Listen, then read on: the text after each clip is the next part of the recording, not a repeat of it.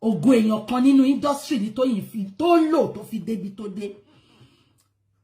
Ṣé kí wọ́n ṣọ́kì ń tán ìgbà tó ṣe ní ògo tó mú yẹn ògo ẹni tó lò yẹn Ọlọ́run ti sọ pé ọdún tí ògo yẹn máa tó go ẹni yẹn náà máa tó máa búyọ dìgbà yẹn nìyẹn òun ni Tóyìn ò ṣe lápọ̀nlé lára mọ́ òun ló ṣe jẹ́ pé bí tó bá dé kàkà kan máa nífẹ̀ẹ́ wọn ètè ṣe tún rí Titans kankan mọ́ ṣe tún rí kọ́ máa sọ pé we are Titans mọ́ ọ máa parun bí ilẹ̀ Fáráwò ni.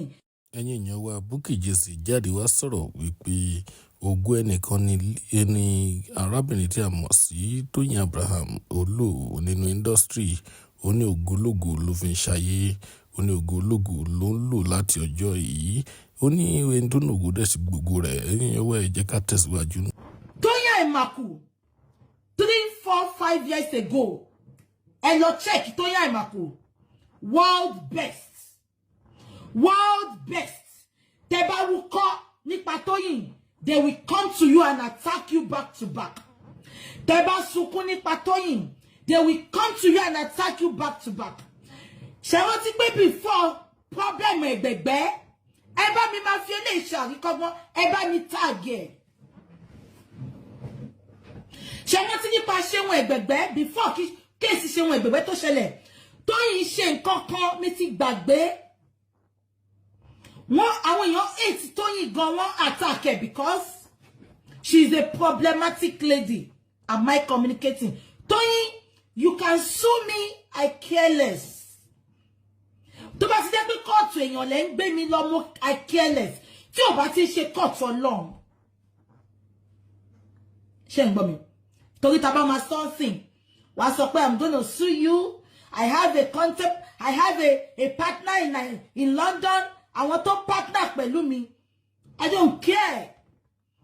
We say it as it is here. Ṣé gbogbo yín rántí nígbà Ṣeun Ẹ̀gbẹ̀gbẹ́ before Ṣeun Ẹ̀gbẹ̀gbẹ́ Tóyìn Àìmàkù ó kàn máa ń ṣe nǹkan ó máa ẹ̀yin tẹ́ ẹ̀gbọ́n Tóyìn ni before Ṣeun Ẹ̀gbẹ̀gbẹ́ Tóyìn Àìmàkù ó máa ń mess up gan. Ṣé ń gbọ́ mi mo ń bọ̀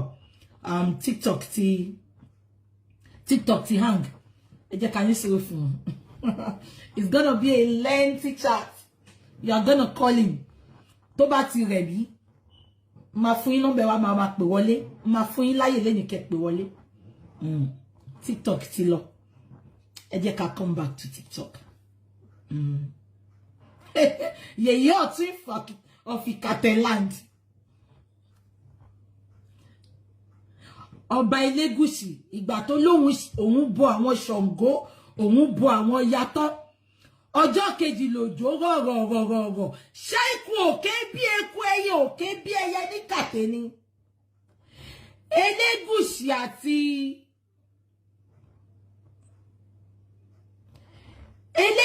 àti kí ló kọ bọ̀bọ̀ yẹn náà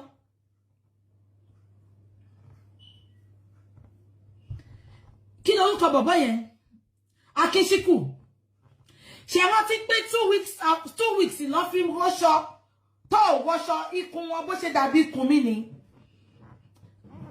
àìwánú season àwẹ̀ ṣùgbọ́n a máa já sí díẹ̀díẹ̀ ṣé ń gbọ́ mi ọ̀sẹ̀ méjì lọ fi bọ Ògún lọ fi bọ Ọya ní kàtẹ́ bó ṣe bọ́ tán òjò yìí rọ̀ ó gbélé lọ ó gbé gbogbo property lọ Elégùṣì ṣé ikú òkè bí eku ẹyẹ òkè bí ẹyẹ ní Elégùṣì àní kó wá sọ nǹkan tó rúkú ẹ ṣe wà lórí petition ṣùgbọ́n wọ́n kọ́ ni mo fẹ́ tí sọ̀rọ̀ ẹ̀ Elégùṣì akú ọlùdé o akáàbọ̀ olùlẹ̀ group Wùnmí Àṣànà